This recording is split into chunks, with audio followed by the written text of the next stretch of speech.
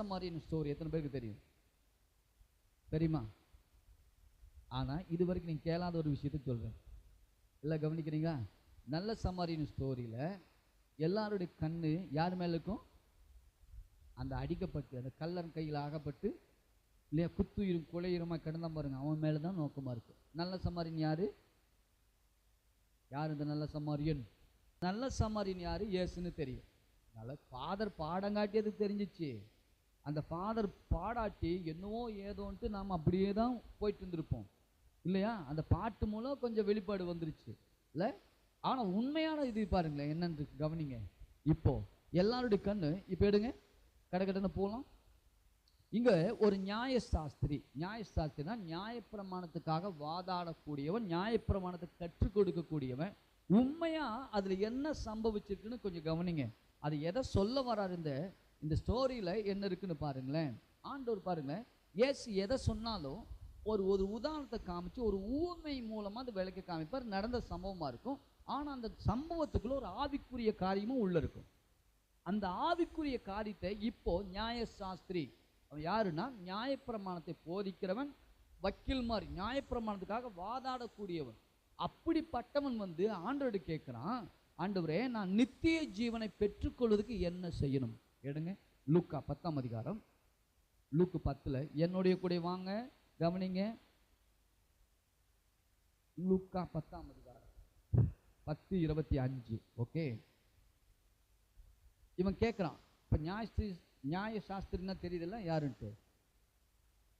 அப்பொழுது நியாயசாஸ்திரி அவன் ஒருவன் எழுந்திருந்து எதுக்கு?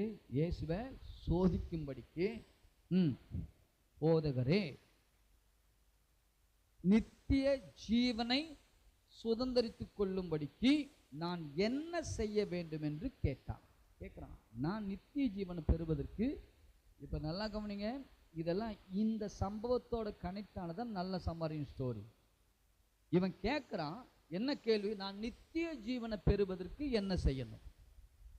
ஆவியானவர் பெற்றுக்கொள்வதற்கும், பரலோகத்தை பெற்றுக்கொள்வதற்கும், பரலோக ராஜ்யத்தை பெற்றுக்கொள்வதற்கும், பரலோகத்துக்கு நான் போவதற்கு நான் என்ன செய்யணும்? இதான் கேள்வி அவனுக்கு. சரியா?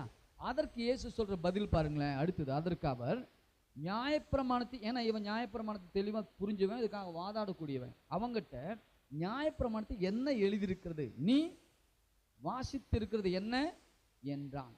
அவன் பிரதியுத்தரமாக, உன் தேவனாய கர்த்தரிடத்தில் உன் முழு இருதயத்தோடும், உன் முழு ஆத்மாவோடும், உன் முழு பலத்தோடும், உன் முழு சிந்தையோடும் அன்பு கூர்ந்து உன்னிடத்தில் அன்பு கூறுவது போல பிறனிடத்தில் அன்பு கூறுவாயாக என்று எழுதியிருக்கிறதே என்றான். அவர் அவனை நோக்கி, நிதானமாய் உத்தரவு சொன்னாய், அப்படியே செய், அப்பொழுது பிழைப்பார். அப்படியே செய். எப்படி? நித்திய ஜீவன் பெறணும்னு தான் நீ என்கிட்ட கேட்டேன். நீ பெற வேண்டுமானால் என்ன செய்ய? 10 கட்டளை சுருக்குனா எல்லாத்தையும் 2 மாற்றிக்கலாம். 2 கற்பனையா புதிய ஏற்பாடு ஆண்டவரே மாற்றி கொடுத்தார். அப்ப இவன் சொல்றான், ஆண்டவரே என்ன சொல்லுது நியாயப்பிரமாணம்? முதலாவது உன் தேவனாய கர்த்தரிடத்தில் அன்பு கூறு, அவரை நேசி.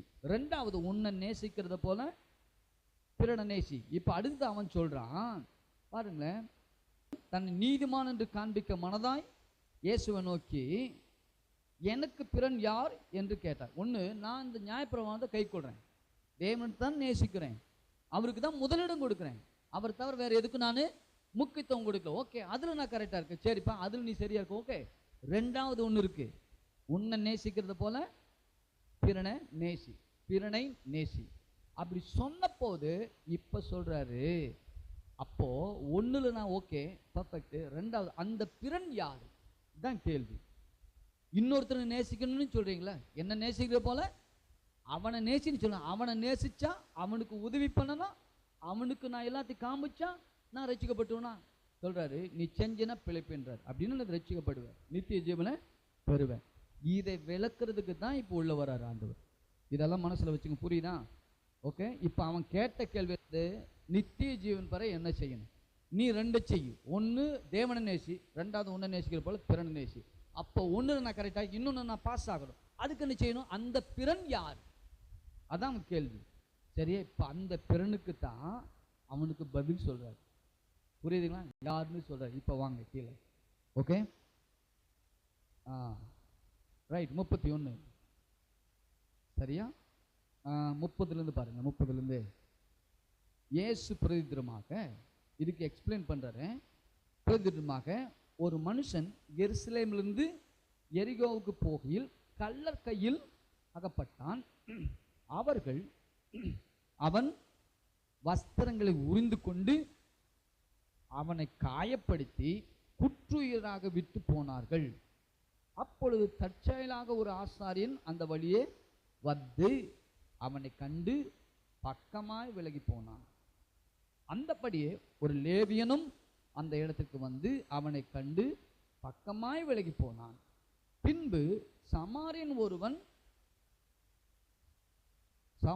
பிரயாணமாய் வருகை அவனை கண்டு மனதுருகி கிட்ட வந்து அவனுடைய காயங்களில் எண்ணெயையும் திராட்சரசமும் வார்த்து காயங்களை கட்டி அவனை தன் சுய வாகனத்தின் மேல் ஏற்றி ஓகே சத்திரத்துக்கு கொண்டு போய் அவனை பராமரித்தான். மறுநாளிலே தான் புறப்படும் போது 2 பணத்தை எடுத்து சத்திரத்தான் கையில் கொடுத்து, நீ இவனை விசாரித்துக்கொள், அதிகமாக ஏதேனும் இவனுக்காக செலவழித்திருந்தான் நான் திரும்பி வரும்போது அதை உனக்கு தருவேன். இதுதான் சம்பவம். சரியா? இது நடக்குது. ஆனால் உண்மையாக என்ன சொல்ல வரேன்னு கவனிங்களேன். இங்கே சுவிசேஷம் இருக்கு, இங்கே ஆவியானவர் இருக்காரு, அவருடைய கிரியை இருக்கு. என்ன சொல்ல வரேன்னா இல்லை கவனிங்க. புரியுதா? இப்போ ஒரு ஆசாரியன் வருகிறான், 2வது ஒரு லேவியன் வருகிறான், 3வது ஒரு நல்ல சமாரியன் வருகிறான். 3 பேர் அந்த வழியை வராங்க. ஆனால் இங்கே யார் பாருங்க, ஆசாரியன் நமக்கு தெரியும், லேவியன் தெரியும், சமாரியன் புறஜாதியான், தேவன் இல்லாதவன், உடன்படிக்கைக்கு அப்பாற்பட்டவன், வெளியிருக்கிறவன். தெரியும். அவன் ஒருத்தன் வரான். கள்ளன் யாரு? திருடன். அவன் தான் பிசாசு. புரியுதா? இந்த இன்னொருத்த அடிபட்டு இருக்கான் பாருங்க, இந்த கள்ளன் பிசாசு அடிச்சு போட்டு போனான் பாருங்க, அது யாரு? அதுதான் ஆதாம். கவனிங்க. ஓகே, அவன்தான் ஆதாம். அவன்தான் குத்துயிரும் கொலையுருமா அடிபட்டு பாவத்தில் சிக்குண்டு அவன் நிர்வாணம் துணியில உறிஞ்சிக்கிட்டு கிடக்கிறவன் யாரு? ஆதாம். சரியா? ரட்சிப்பதுக்குள்ள இருக்க கவனிங்க அப்படியே. சரியா? இப்போ இந்த 3 பேரை சொல்லிட்டு இப்போ சபை 4வது ஆள் தான் பேசுது. நீ ரட்சிக்கப்படணும்னா தான தர்மம் செய்ய. ஓகே, அப்படி செஞ்சா நீ ரட்சிக்கப்பட்டுருவ அப்படின்னு சொல்லுது. அப்படி இல்லை. ஆனா என்ன சொல்ல வரேன்னு கவனிங்களேன். இப்போ இங்க வரும்போது இப்போ குத்துயிரும் கொலையுரமா இருக்கிறான். இப்போ 3 பேரை சொல்லிட்டு ஒருத்தன் 2 பேர் விலகி போயிட்டான், ஒருத்தன் மட்டும் உதவி செஞ்சான். இதுல இப்ப பிறன்னு கேள்வி கேட்டான்ல, எனக்கு பிறன் யாரு, ரட்சிக்கப்படுவதற்கு இன்னொரு பிறன் அந்த யாருன்னு கேட்டார். அப்ப இவன் என்ன சொல்றான்? அந்த நல்ல அவனுக்கு காயங்கட்டின நல்ல சமாரியனே அவர். இப்ப இங்க கொஞ்சம் யோசிச்சு பாருங்க, இங்க யார் ஹைலைட்டா வர்றது? காயப்பட்டவனா, அடிபட்டு கிடக்கிறவனா? ரட்சிப்புக்கு மீட்புக்கு நித்திய ஜீவன் பிறந்ததுக்கு யார் அந்த பிறன்? நல்ல இந்த ஸ்டோரிக்குள்ள ஹைலைட்டா வர்றது யாரு? அதைத்தான் சொல்ற. அடிபட்டவனுக்கு ஹெல்ப் பண்ணதுனால இல்லை, அவன் இறுதி எப்படிப்பட்டது, அவன் எப்படி நேசிச்சான், அந்த நல்ல சமாரியன் தான் இயேசு. இப்ப சொல்றாரு, நீ நித்திய ஜீவனை பெற வேண்டுமானால் நீ இந்த நல்ல சமாரியனா இயேசு கிட்ட வரணும். அவர் இப்ப என்ன பண்ணார்? இப்ப பாருங்களேன். இப்போ இவன் எங்க போனானா? மேலான எருசலேமிலிருந்து எரிகோவுக்கு போனான். சரிதானே? அடிபட்டவன் எருசலேமிலிருந்து எரிகோவுக்கு போறான். இப்ப ஆதாம் எங்கிருந்து வந்தான்? மேலான பரலோகமாகி எருசலேமிலிருந்து கீழே எரிகோவுக்கு கொண்டாந்து வச்சது போல கீழே கொண்டாந்து விட்டார். அங்க மேலிருந்து வந்தவன் தான் இவன், இல்லையா?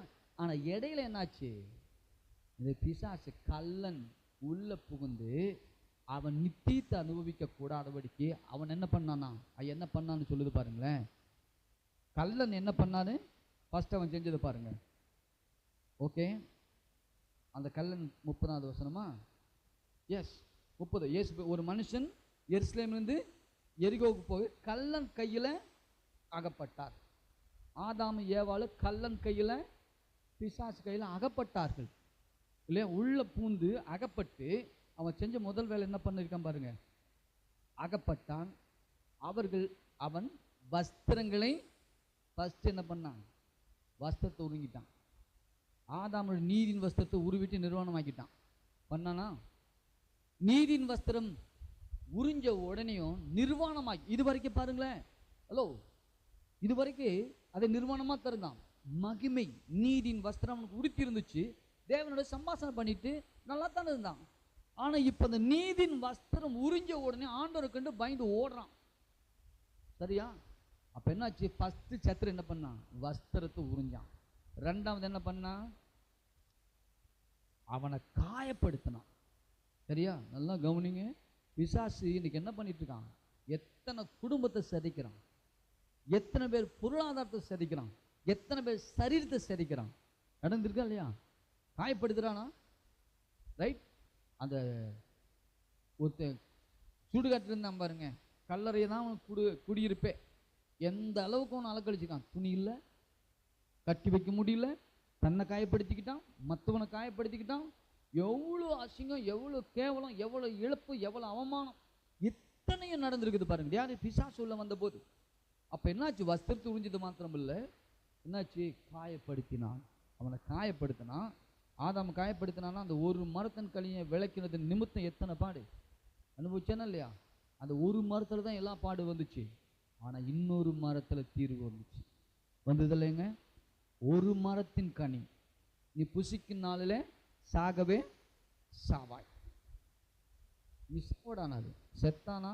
எஸ். உறவுல தேவனுக்கு அவனுக்கு இந்த உறவுல துண்டு விழுந்துருச்சு, கட்டாயிட்டான், ரிலேஷன்ஷிப் உடஞ்சு போச்சு.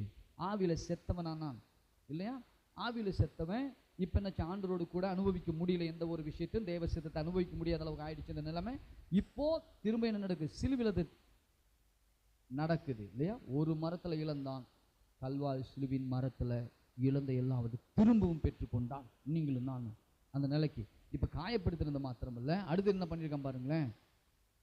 ஓகே, அகப்பட்டு அவன் வஸ்திரங்களை உழுந்து கொண்டு அவனை காயப்படுத்தி குற்றுயிராய் விட்டுட்டு போனான். செத்த அறகுறை செத்த பாருங்க, மொத்தமா சாகடிச்சு இல்ல, பாதி செத்தவன் உயிர் துடிச்சுக்கிட்டு இருக்கு. உலகத்தானோட உயிர் அப்படித்தான் தெரியுமா? நீங்க பஸ்ல கூட உட்காந்துட்டு போறவங்கள பாதி செத்தவன் தெரியுமா உங்களுக்கு? நம்ம கூட நிறைய பேர் வராங்களே, பாதி செத்தவன், குத்துயிரும் கொலையுருமா இருக்கிறவன், எப்ப செத்து நரகம் போவனே தெரியாது. இல்லை எப்ப அங்கிருந்து யாரு நல்ல சமாரின்னு பார்த்து அவன் கையில வந்து மாட்டிக்கிட்டான்னா, நல்ல சமாரின் பார்வை பட்டுச்சுன்னா, இரக்கம் வந்துச்சுன்னா பொழைச்சிப்பான். படலைன்னா குத்துயிரும் கொலையுமா இருந்து போக வேண்டிதான் இல்லையா? அதான் வேதம் நமக்கு தெளிவாய் சொல்லுது பாருங்களேன். இந்த உலகத்திற்கு மனுஷன் எப்படிப்பட்டவனா பாருங்க. தீமோத்தேயு சொல்லும்போது சுகமோகமாய் வாழ்கிறவன், 1 தீமோத்தேயு 5:6 சொல்லு, சுகபோகமாய் வாழ்கிறவள் உயிரோட செத்தவள்னு சொல்லுது. சுகபோகம் அப்படின்னா தேவனுக்காக வாழ்வதை விட்டு விட்டு தன் மாம்சத்துக்காக, உலகத்துக்காக, தன்னுடைய இச்சைக்காக, தன்னுடைய சிற்றுமங்கள் ஆசைகளை நிறைவேற்றுவதற்காக யார் ஒருவன் வாழ்கிறானோ அவன் ஆவில செத்தவன். அப்படிதான் சொல்லுது. அதனாலதான் 2 எபேசியர் 2:1 சொல்லும், அக்கிரமமான பாவங்களால் மரித்து போய் உங்களை உயிர்ப்பித்தார், செத்த கிடந்த நம்ம உயிர்ப்பித்தார். குத்துயிரும் கொலையுருமா அங்க கல்லர் கையில் ஆக்கப்பட்டு ஒருத்தன் கிடக்குறான். அவனை தேடி இயேசு வந்தார். சரியா? இப்ப 31 பாருங்க வாங்க. இப்ப என்ன நடக்குதுன்னு பாருங்களேன். இப்போ 31, இப்போ ஆசாரின்னு பார்த்தா அவனும் விலகி போயிட்டான். சரியா? அவன் எப்படி வந்தான்னா பாருங்களேன், தற்செயலாய் ஒரு ஆசாரியன் வந்தான். இவன் கிடக்குறான்னு வரல, இவனை காப்பாற்றணுங்கிறதுக்காக வரல, தற்செயலாய் வந்தான். ஆசாரின்னு அப்படித்தான் வந்தான், லேவியனும் அப்படித்தான் தற்செயலாய் வந்தார்கள், பக்க வழியா விலகி போனார்கள். இது எதை காமிக்குது? ஆசாரியன் லேவியருக்கு எதை குறிக்குது? லா, நியாயப்பிரமாணம். நியாயப்பிரமாணம் நம்ம காப்பாத்தாது. சரியா? நியாயப்பிரமாணம் எப்பவுமே உங்களுக்கு நிறைய போதிச்சிருக்கிறேன். நியாயப்பிரமாணம் என்பது நீங்க செஞ்சிடுவீங்க அப்படின்னு கொடுக்கப்படலை, நீங்க யார் என்று காண்பிக்கும்படி கொடுக்கப்பட்டது. மனசுல ஆழமா பதிவைங்க. நியாயப்பிரமாணத்தை செஞ்சு அந்த கிரியினால ஒரு மனுஷனு ரட்சிக்கப்பட முடியாதுன்னு தேவனுக்கு தெரியும். டிசைன் பண்ணினதே அப்படித்தான். சரியா? அதனால தான் ஆண்டவர் கொடுத்தது நோக்கமே எதுக்குன்னு சொன்னால், உனக்கு ரட்சகர் தேவை, உன்னால ரட்சித்து கொள்ள முடியாது, உன் கிரியைகள் மோசமா இருக்கு என்பதை காண்பிக்கும்படிக்கு தான் கொடுக்கப்பட்டது. அதனால தான் ரோமர்ல சொல்லும்போது, நியாயப்பிரமாணம் கொடுக்காம இருந்திருந்தா நான் பாவின்னு அறிவு எனக்கு வந்திருக்காதுன்றார். ரோமர் 3:20 சொல்லும்போது, பாவத்தை அறிகிற அறிவை கொடுத்தது நியாயப்பிரமாணம். சரியா?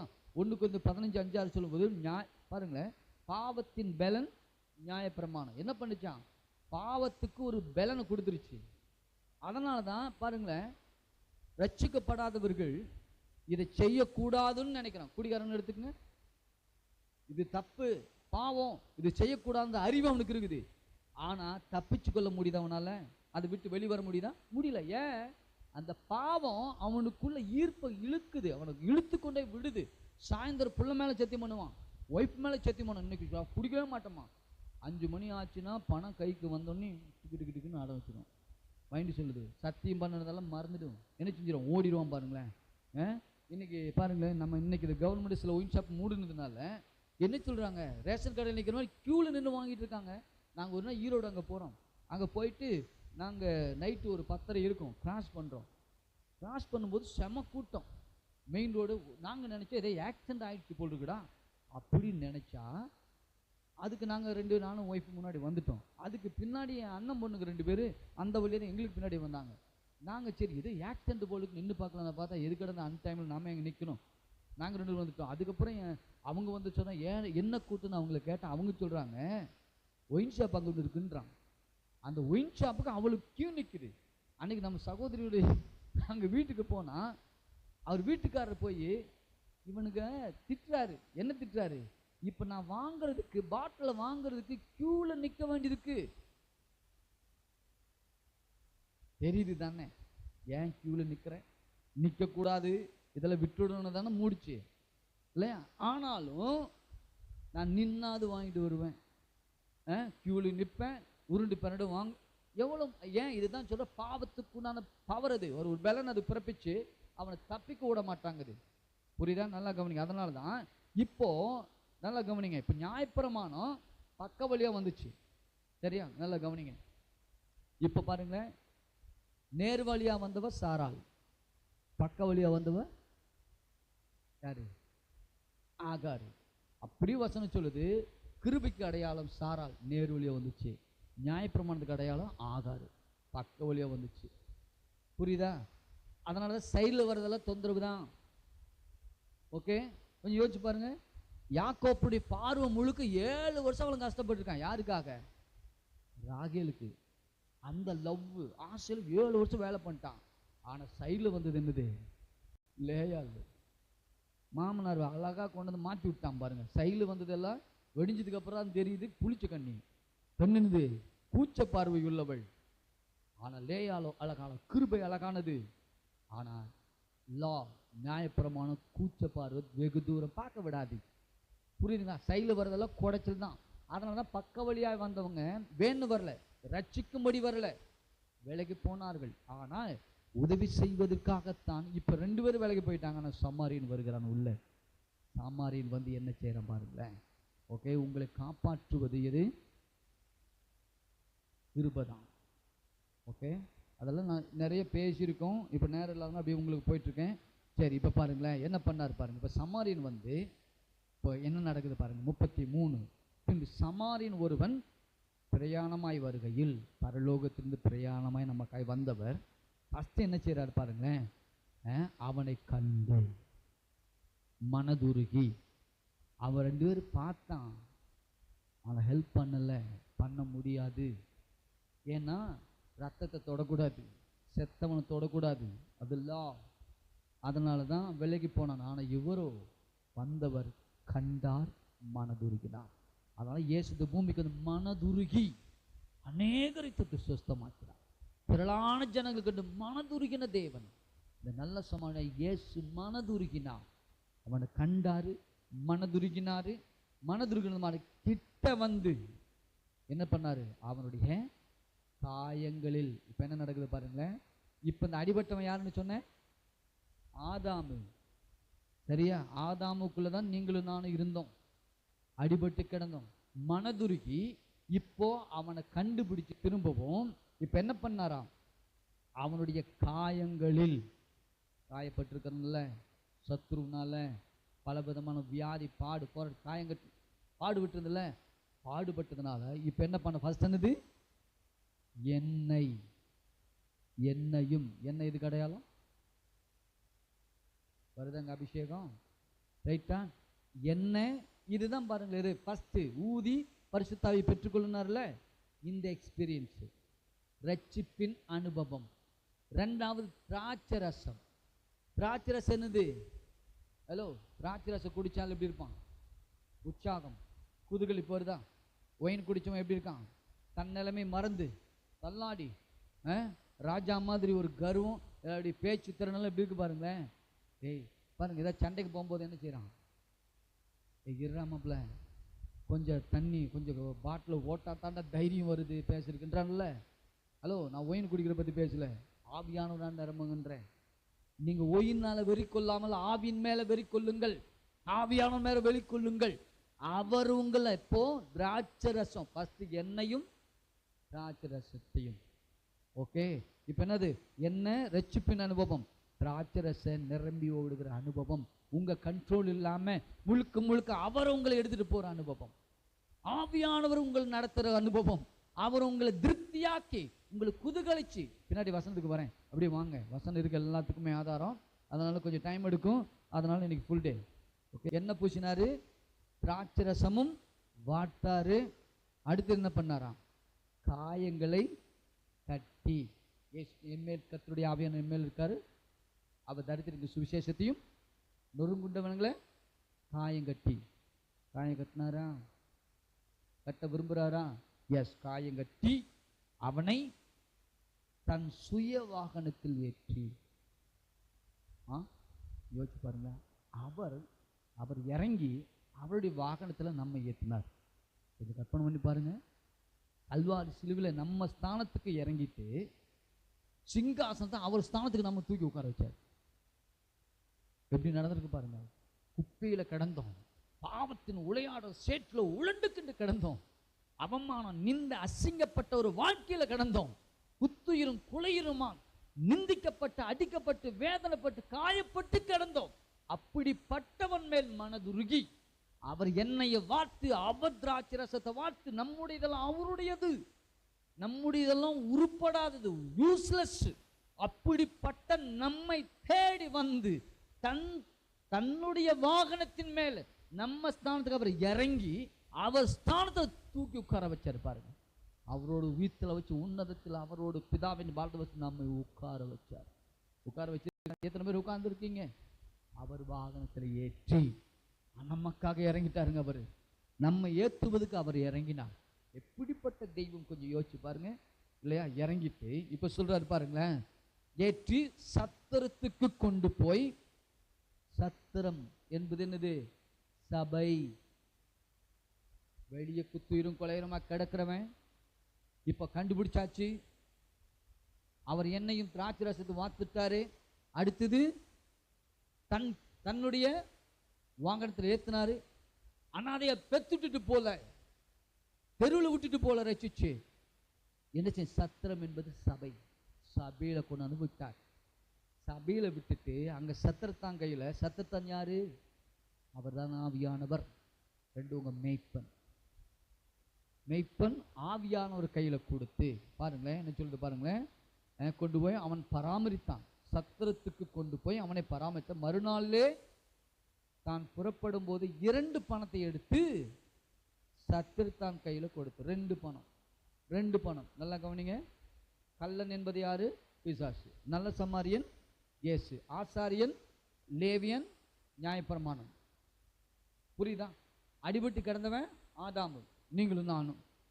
புரியுதா? இப்போ மனதுருகினாரு, காயங்கட்டினாரு, எண்ணெயை வார்த்தாரு, திராட்சை ரசத்தை வார்த்து கொடுத்தாரு, தன் ரதத்துல ஏற்றினாரு, சபையாக சத்தத்தை கொண்டாந்து விட்டாரு, அங்க இருக்கிற ஊழியங்கையில கொடுத்தாரு.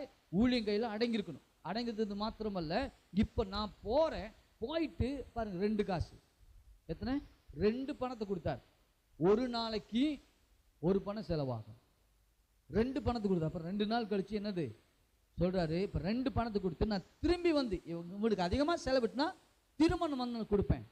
பேதுரு சொல்றாரு, ஒரு நாள் நல்லா பாருங்க, 1000 வருஷம் ஒரு நாளுக்கு சமம் கர்த்தருடைய பார்வையில். 2 பணத்தை கொடுத்தாரு, 2 நாள். சரியா? அப்படின்னு என்ன அர்த்தம்? 2 நாள்னா 2000 வருஷம். ஏதாவது புரியுதா?